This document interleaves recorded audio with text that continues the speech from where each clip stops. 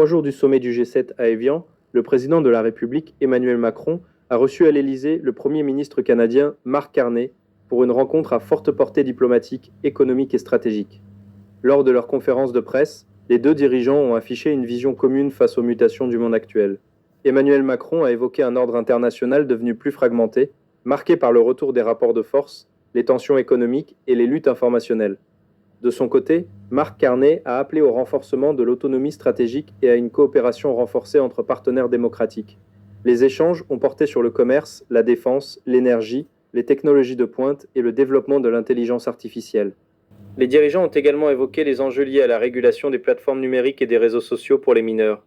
Dans un contexte où la sécurité numérique devient un enjeu majeur pour les démocraties, France et Canada ont réaffirmé leur volonté de renforcer leurs investissements communs, leur coopération industrielle et leur engagement en faveur de la stabilité internationale. Une rencontre qui donne le ton avant un sommet du G7 qui s'annonce déterminant pour les équilibres économiques et géopolitiques mondiaux. Nous constatons que l'ordre international est fragmenté, qu'il est marqué par le retour des rapports de force, par la contestation des règles communes, par la coercition économique, par les ingérences, les luttes informationnelles. Et au fond, nous croyons dans l'état de droit, dans l'ordre international, dans la science, dans le changement climatique et ce qu'il implique, dans le respect de nos valeurs démocratiques et leur protection, et dans la protection aussi de notre enfance. Ce constat, nous l'avons dressé l'un et l'autre, et face à cela, nos deux pays partagent la même conviction. Les démocraties doivent être lucides, fortes et capables d'agir ensemble. Nous devons renforcer notre autonomie de décision, notre sécurité économique, notre résilience industrielle, énergétique et technologique, en un mot, notre souveraineté. Ce qui n'est en aucun cas un choix de repli, mais une condition pour des démocraties capables de protéger leurs citoyens et défendre leurs intérêts. Notre relation bilatérale s'inscrit dans une dynamique plus large, celle du rapprochement stratégique entre le Canada et le continent européen. À cet égard, je veux dire combien, il y a quelques semaines, le sommet que j'évoquais de la communauté politique européenne a été un moment important, puisque le Canada a été le premier pays géographiquement non européen à être invité comme observateur. Mais au fond, votre présence à Yerevan disait combien le Canada est un pays politiquement et géostratégiquement profondément aligné avec l'Europe et réciproquement.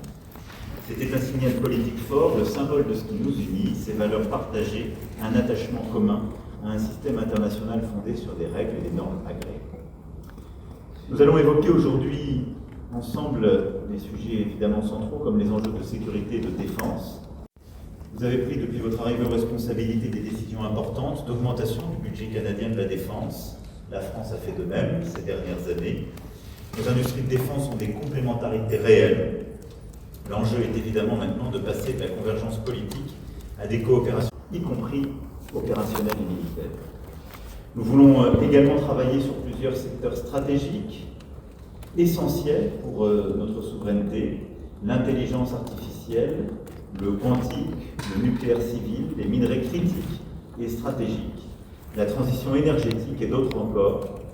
La France et le Canada, l'Europe et le Canada ont des partenariats essentiels à bâtir et renforcer dans ces sujets.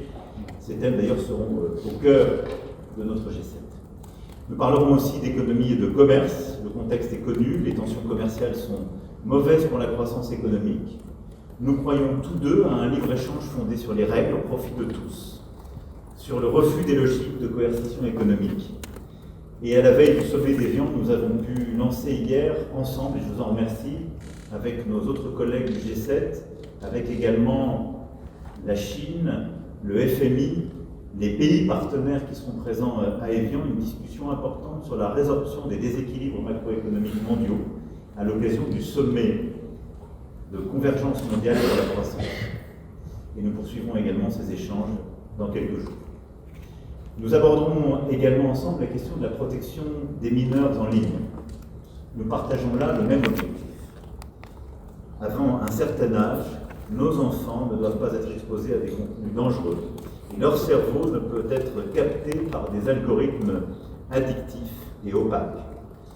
Plus nous sommes nombreux à le dire, plus nous pouvons peser sur la régulation dans ce domaine. Et là encore, au moment où 14 États membres de l'Union européenne, les Britanniques aussi nous ont rejoints dans cet effort, le fait que le Canada prenne une telle décision, quelques mois après la mise en place par l'Australie, qui a été aux avant-postes de celle-ci, eh bien, nous met dans une coalition très cohérente avec ce que je dis depuis tout à l'heure. Ce sont ces pays qui pensent la même chose sur les questions de sécurité et de défense, sur la protection des démocraties, sur la protection des mineurs, sur le commerce aussi. Nous évoquons naturellement l'Ukraine, le Proche et Moyen-Orient. Le Canada et la France sont des puissances de paix. Nous maintenons depuis maintenant 4 ans notre soutien à l'Ukraine, rejetant les menaces de la Russie, condamnant l'escalade irresponsable de Moscou. Je l'évoquais, votre présence et votre soutien constant au sein de la coalition des volontaires est un signe très fort à cet égard. Au Proche et Moyen-Orient, nous partageons le même attachement au respect du droit international, à la résolution des conflits par la diplomatie. Et c'est cette voie qui permettra, je l'espère, d'aboutir très prochainement à l'accord entre les États-Unis d'Amérique et l'Iran.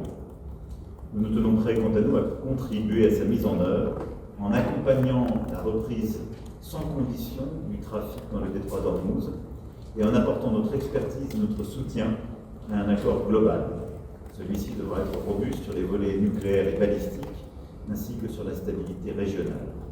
À cet égard, là aussi, le Canada et la France ensemble depuis le début défendent la souveraineté, la sécurité, l'intégrité territoriale du Liban pour donner sa chance à la paix et accompagner les efforts des autorités libanaises pour assurer leur mission de souveraineté et lutter contre toute forme de terrorisme. Enfin, je veux ici rappeler qu'aucune stabilité durable pour la région n'est possible sans la stabilisation de Gaza et la mise en œuvre de la solution des 2 États. Celle-ci, qu'il y a 1 an ensemble, nous avons défendue par un mouvement diplomatique commun avec plusieurs autres pays amis. Celle-ci est dans les faits plus menacée que jamais par décisions irresponsables et nous souhaitons ici réitérer notre soutien évidemment à la déclaration de New York il y a bientôt 1 an, notre attachement collectif aussi aux sociétés civiles palestiniennes et israéliennes, lesquelles sont d'ailleurs réunies en ce moment même à Paris. De ce moment d'amitié et de travail et de cette communauté de valeurs et de vues. Merci beaucoup. Je vous remercie, Monsieur le Président, cher Emmanuel.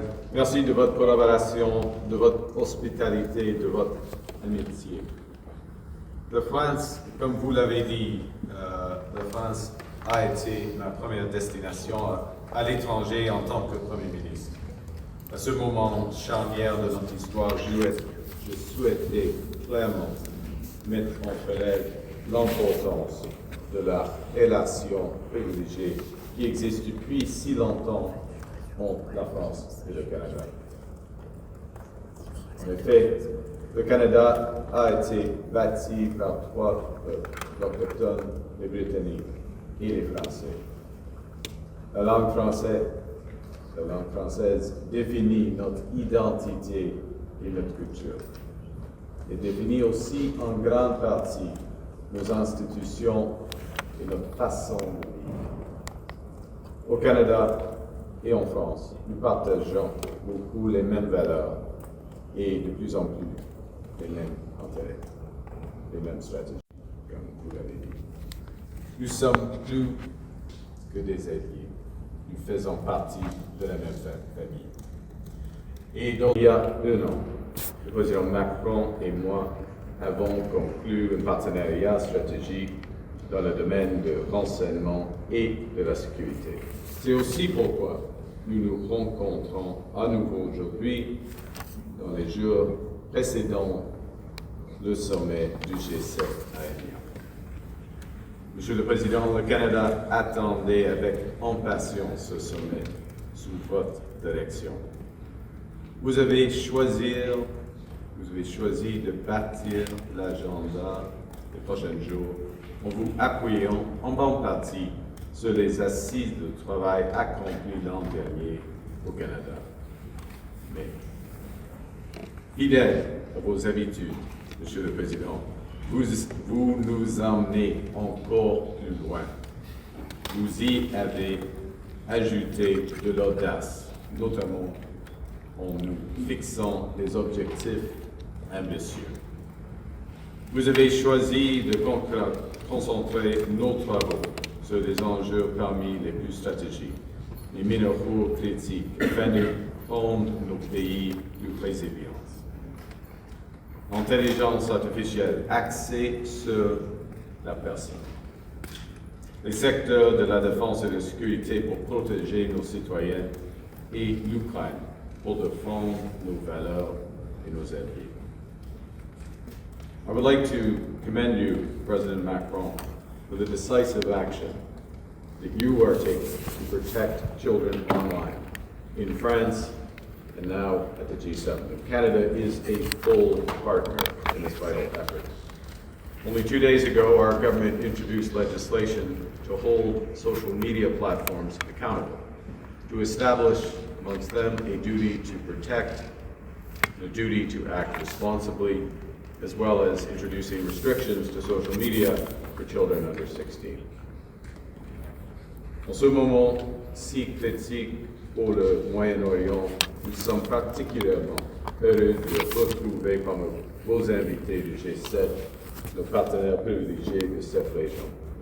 Les Émirats arabes unis, le Qatar, l'Arabie saoudite et l'Égypte.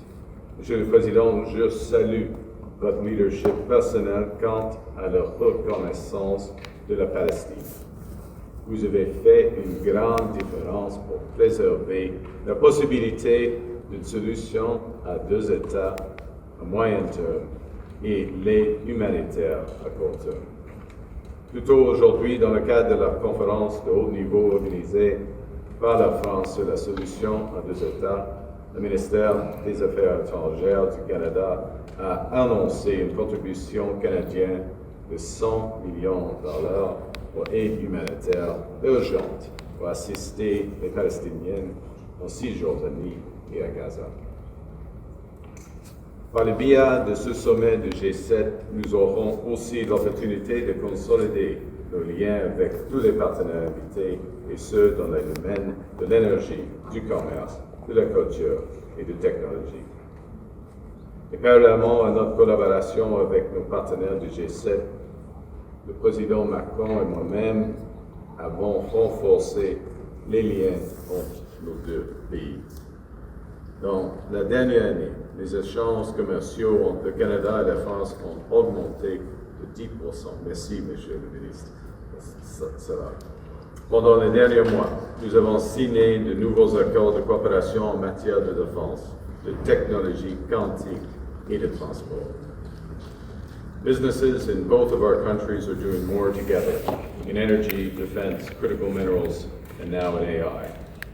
And to deepen our defense and industrial cooperation today, the President and I are advancing a new General Security of Information Agreement.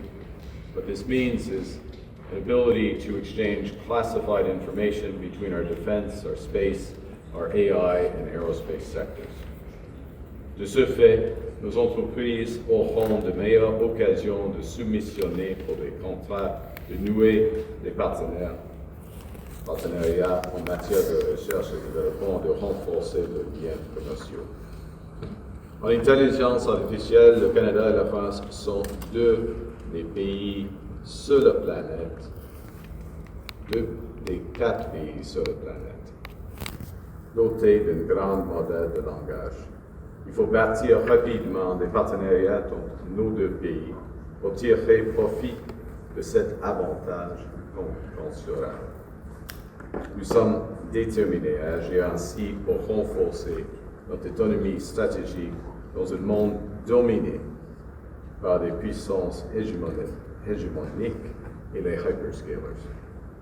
Je profite de cette occasion pour aborder les liens entre le Canada et l'Europe. Les liens entre le Canada et l'Europe passent beaucoup par la France. Je tiens à remercier le président Macron qui se fait l'un des champions pour intensifier les liens entre l'Union européenne et le Canada. And as the President mentioned a few weeks ago at the European Political Community, in Yerevan. I was honored to attend, and I said at that meeting that I believe that the next world order will likely be built out of Europe, and Canada will be part of that effort. In security, as the first non-European member to join SAFE, as the President mentioned, under his leadership, Canada is a key member of the coalition of willing to support Ukraine.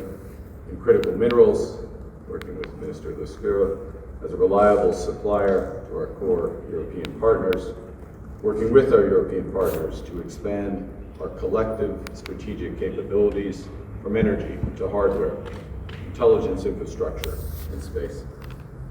Working together, Canada, France, and Europe are poised to be a powerful force for good in the century ahead. Alors, merci, Monsieur le Président, pour votre leadership et pour cette invitation. Merci, Monsieur le Président.